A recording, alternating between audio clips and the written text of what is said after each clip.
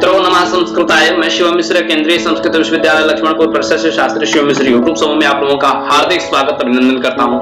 आज मैं आप लोगों के समक्ष यूजीसी नेट जेआरएफ की जो परीक्षा होती है उसमें जो फर्स्ट पेपर पूछा जाता है, फर्स्ट पेपर का जो क्वेश्चन, फर्स्ट पेपर के जो महत्वपूर्ण क्वेश्चन होते हैं जो कि पूर्व में गत वर्षों में या पूर्व के किसी ईयर में परीक्षाओं में, किसी ईयर की परीक्षाओं में पूछे गए हैं। कुछ ऐसे महत्वपूर्ण प्रश्न हैं जो कि प्रायः बार बार परीक्षाओं में पूछा जाता है, नेट और जेआरएफ की परीक्षाओं में, जो कि जो भी हायर एजुकेशन में अपना करियर बनाना चाहते हैं उनके लिए बहुत ही महत्वपूर्ण यह परीक्षा होती है, जिसको नेशनल एलिजिबिलिटी टेस्ट कहते हैं, अर्थात राष्ट्रीय पात्रता परीक्षा जिसको कहा जाता है। तो आज मैं आप लोगों के समक्ष उपस्थित हुआ हूँ शास्त्री शिव मिश्र यूट्यूब चैनल प्रस्तुत करता।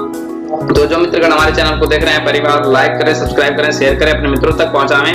तो ज्यादा समय ना लेते हुए मैं आप लोगों के समक्ष प्रस्तुत करता हूं। जैसे कि अवबोध स्तर, अवबोध स्तर क्या है, अवबोध स्तर किसे कहा जाता है, पहले उसके बारे में हम जानते हैं। कहें अवबोध स्तर वह है, कहीं स्मृति और दृष्टिकोण को बताता है। अवबोध स्तर किसको बताता है? कहीं स्मृति और दृष्टिकोण को बताता है, जो शिक्षार्थियों में तथ्यों, सिद्धांतों का तथा सामान्य स्थितियों को समझने योग्य बनाता है।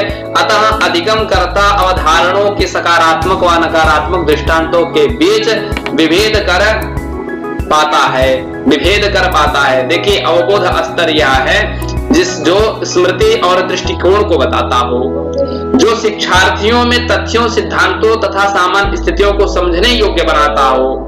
अतः अधिगम करता अवधारणाओं के सकारात्मक व नकारात्मक दृष्टांतों के बीच विभेद कर पाता है। ये हो गया अवबोध स्तर। लगभग संस्कृत जगत में जितनी भी नेशनल एबिलिटी टेस्ट नेट की परीक्षाएं हुई हैं, अवबोध स्तर शिक्षण अभिरुचि से प्रश्न आता ही आता है, जिसमें अवबोध स्तर है। तो अब अवबोध स्तर को हमको अच्छे से समझ लें। यदि आप नेट जेआरएफ की तैयारी कर रहे हैं तो मैं केवीएस मदान की जो है पुस्तक को अभी अध्ययन कर रहा हूँ। बहुत ही अच्छी पुस्तक है और ये एनटीए के द्वारा है, जो कि आप इस प्रकार देख सकते हैं। एनटीए के द्वारा ये पुस्तक है और मैं इसका डिस्क्रिप्शन में लिंक दे दूंगा, आपको सस्ते में मिल जाएगी ये पुस्तक। तो इस पुस्तक से आप पढ़ करके अपना शॉर्ट नोट्स आप तैयार कर सकते हैं। और दूसरा प्रश्न आप लोगों के समक्ष आता है, विशेष परीक्षा क्या है, विशेष परीक्षा से क्या अभिप्राय है? शिक्षण के दौरान किसी शिक्षक के वे कथन जो विद्यार्थियों को स्वयं दूसरों के लिए दूसरे के किसी स्तर, किसी उत्तर को सविस्तार प्रतिपादित करने के लिए प्रोत्साहित करते हैं और सहयोगी व्यवहार के अंतर्गत आता है, जिसे विशेष परीक्षा द्वारा वर्णित किया जाता है, उसे विशेष परीक्षा कहते हैं। क्या कहते हैं एक बार फिर देखते हैं। शिक्षण के जो है, शिक्षण के किसी शिक्षक के वे कथन जो कि विद्यार्थियों को स्वयं दूसरे के किसी उत्तर को सविस्तार प्रतिपादित करने के लिए प्रोत्साहित करते हो, सहयोगी व्यवहार के अंतर्गत आता है। वह क्या किसके अंतर्गत आता है? कि वह सहयोगी व्यवहार के अंतर्गत आता है, जिसे विशेष परीक्षा द्वारा वर्णित किया जाता है। अब मित्र सक्षमता क्या है? सक्षमता में इसके कुछ जो है टेक्स्ट के लिए यहाँ पे ऐड कर लेता हूँ टेक्स्ट, चूंकि आप लोगों को थोड़ा समझने में दिक्कत हो रही होगी।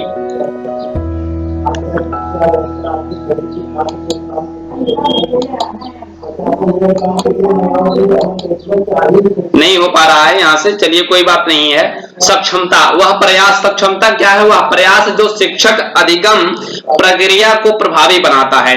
निर्णयात्मक मूल्यांकन क्या है? निर्णयात्मक मूल्यांकन इसके प्रयोग का प्रयोजन सुधार का गुंजाइश और संभाव्यता की पहचान करने के लिए होता है। निर्णयात्मक मूल्यांकन का प्रयोग किस लिए होता है? तो निर्णयात्मक मूल्यांकन का प्रयोजन सुधार की गुंजाइश और संभाव्यता की पहचान करने के लिए होता है।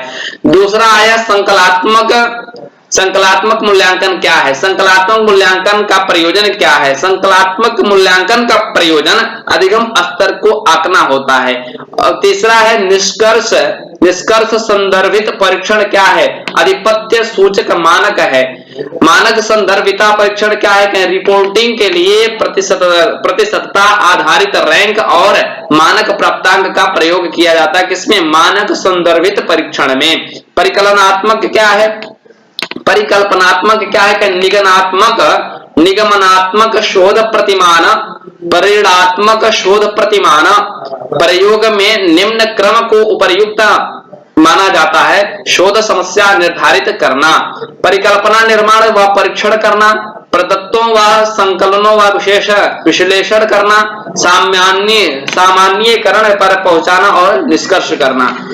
इस प्रकार से जो कुछ भी प्रश्नों का यहाँ समावेश संकलन है, प्रतियोगी परीक्षाओं में, पूर्व के परीक्षाओं में, गत वर्ष परीक्षाओं में या उसके पहले की परीक्षाओं में बहुत बार ये प्रश्न पूछे जा चुके हैं। 1982 में डॉक्टर भीमराव अंबेडकर मुक्त विश्वविद्यालय हैदराबाद में भारत का सर्वप्रथम मुक्त विश्वविद्यालय था, यानी ओपन यूनिवर्सिटी जिसको हम कह सकते हैं। ये भारत का जो है सर्वप्रथम मुक्त विश्वविद्यालय माना गया है, यानी दूरस्थ शिक्षण विश्वविद्यालय कह सकते हैं, जो कि 1982 में डॉक्टर भीमराव अंबेडकर मुक्त विश्वविद्यालय के नाम से हैदराबाद में भारत का प्रथम मुक्त विश्वविद्यालय बना है। 1985 में इंदिरा गांधी, जिसको हम इग्नू के नाम से जानते हैं, तो कहीं इग्नू की स्थापना हुई थी। यह द्वितीय विश्वविद्यालय माना जाता है, मुक्त विद्यालय। और पाइथन किसे कहते हैं? पाइथन को कई बार पूछा गया है, कंप्यूटर से संबंधित है। कहें पाइथन क्या है? कहें पाइथन को एक उच्च स्तरीय प्रोग्रामिंग लैंग्वेज यानी भाषा के रूप में वर्गीकृत किया गया है। यह एक ओपन सोर्स सॉफ्टवेयर है, जिसका तात्पर्य यह है कि यह मुक्त में प्रयोग में लाया जा सकता है। ये पाइथन हो गया। आईसीटी, आईसीटी क्या है?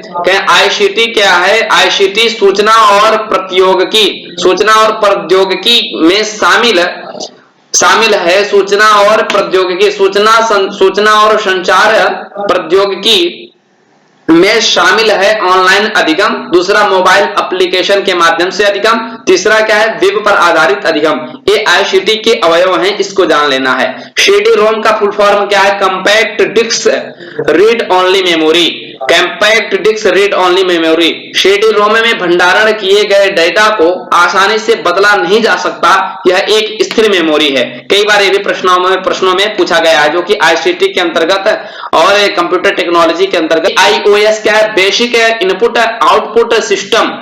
ये क्या है? BIOS क्या है? Basic input output system. कई बार ये फुल फॉर्म पूछा गया है मित्र, ध्यान दीजिएगा। BIOS क्या है? Basic input output system. Computer hardware में मॉनिटर तथा CPU शामिल होता है। कंप्यूटर हार्डवेयर में कौन शामिल होता है? कंप्यूटर हार्डवेयर में मॉनिटर तथा CPU शामिल होता है। वर्ष 2003 में MHRD यानी मानव संसाधन विकास मंत्रालय द्वारा राष्ट्रीय प्रौद्योगिकी संवर्धित अधिगम कार्यक्रम यानी NPTEL को इंजीनियरिंग शिक्षा की गुणवत्ता में सुधार करने के लिए शुरू किया गया था। वर्तमान में यह